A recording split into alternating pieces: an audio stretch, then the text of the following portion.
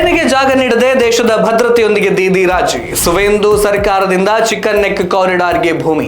ಪಶ್ಚಿಮ ಬಂಗಾಳದ ನೂತನ ಬಿಜೆಪಿ ಸರ್ಕಾರವು ಸಿಲಿಗುರಿ ಕಾರಿಡಾರ್ನಲ್ಲಿರುವಂತಹ 120 ಎಕರೆ ಭೂಮಿಯನ್ನ ಕೇಂದ್ರ ಸರ್ಕಾರಕ್ಕೆ ಹಸ್ತಾಂತರಿಸಿದೆ. ಈಶಾನ್ಯ ಭಾರತವನ್ನ ದೇಶದ ಉಳಿದ ಭಾಗಗಳೊಂದಿಗೆ ಸಂಪರ್ಕಿಸುವಂತಹ ಚಿಕನ್ ನೆಕ್ ಕಾರಿಡಾರ್ ಉದ್ದಕ್ಕೂ ಭದ್ರತೆ, ಗಡಿಬೇಲಿ ಮತ್ತು ಮೂಲಸೌಕರ್ಯಗಳನ್ನು ಅಭಿವೃದ್ಧಿಗೊಳಿಸಲಿಕ್ಕಿದೆ. ಸಿಲಿಗುರಿ ಕಾರಿಡಾರ್ ಭಾರತದ ಈಶಾನ್ಯ ರಾಜ್ಯಗಳನ್ನ ಮುಖ್ಯ ಭೂಭಾಗಕ್ಕೆ ಸಂಪರ್ಕಿಸುವಂತಹ ಕಿರಿದಾದ 20 ರಿಂದ 22 ಕಿಲೋಮೀಟರ್ ಅಗಲವಾದಂತಹ ಪ್ರದೇಶ. ಈ ಕಾರಿಡಾರ್ ಮೇಲಿನ ನಿಯಂತ್ರಣವನ್ನ ರಾಷ್ಟ್ರೀಯ ಭದ್ರತಾ ದೃಷ್ಟಿಕೋನದಿಂದ ನಿರ್ಣಾಯಕ ಅಂತ ಪರಿಗಣಿಸಲಾಗಿದೆ. ಈ ಕಾರಿಡಾರ್ ನೇಪಾಳ, ಭೂತಾನ್, ಬಾಂಗ್ಲಾದೇಶ ಮತ್ತು ಚೀನಾ ಎಂಬ 4 ರಾಷ್ಟ್ರಗಳಿಗೆ ಸುತ್ತುವರೆದಿದೆ. ಈ ಪ್ರದೇಶವನ್ನ ಮಿಲಿಟರಿ ಮತ್ತು ಕಾರ್ಯತಂತ್ರ ದೃಷ್ಟಿಕೋನಗಳಿಂದಲೂ ಹೆಚ್ಚು ಸೂಕ್ತ ಅಂತ ಪರಿಗಣಿಸಲಾಗಿದೆ. ಸಿಲಿಗುರಿ ಕಾರಿಡಾರ್ ಬಹಳ ಹಿಂದಿನಿಂದಲೂ ಕೂಡ ವಿವಿಧ ಭಯೋತ್ಪಾದಕ ಸಂಘಟನೆಗಳು ಮತ್ತು ಭಾರತವನ್ನ ಒಳಗಿನಿಂದ ಅಸ್ಥಿರಗೊಳಿಸಲು ಪ್ರಯತ್ನಿಸ್ತಾ ಇರುವಂತಹ ರಾಷ್ಟ್ರ ವಿರೋಧಿ ಶಕ್ತಿಗಳ ದುರುದ್ದೇಶಪೂರಿತ ತಂತ್ರಗಾರಿಕೆಯಲ್ಲಿದೆ. 3 ವಿಭಿನ್ನ ರಾಷ್ಟ್ರಗಳ ಗಡಿ ಸಂಗಮವನ್ನ ಬಂಡವಾಳ ಮಾಡಿಕೊಂಡು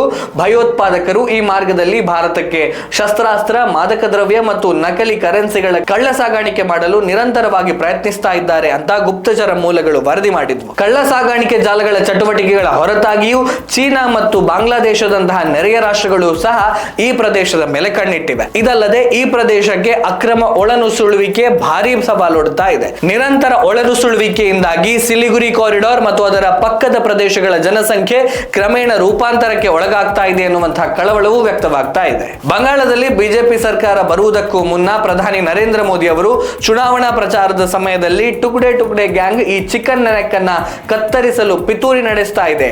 ಟಿಎಂಸಿ ಸರ್ಕಾರ ಅವರಿಗೆ ಸಹಾಯ ಮಾಡ್ತಾ ಇದೆ. ರಾಜ್ಯದಲ್ಲಿ ಬಿಜೆಪಿ ಅಧಿಕಾರ ವಹಿಸಿಕೊಂಡ ಕೂಡಲೇ ಚಿಕನ್ ನೆಕ್ ಕಾರಿಡಾರ್ಗೆ ಭೂಮಿ ನೀಡಲಿದೆ ಅಂತ ಹೇಳಿದ್ರು. ಭರವಸೆಗೆ ಅನುಗುಣವಾಗಿ ಇದೀಗ ಸುವೇಂದು ಸರ್ಕಾರ ಕೇಂದ್ರ ಸರ್ಕಾರಕ್ಕೆ ಭೂಮಿಯನ್ನ ಹಸ್ತಾಂತರಿಸಿದೆ.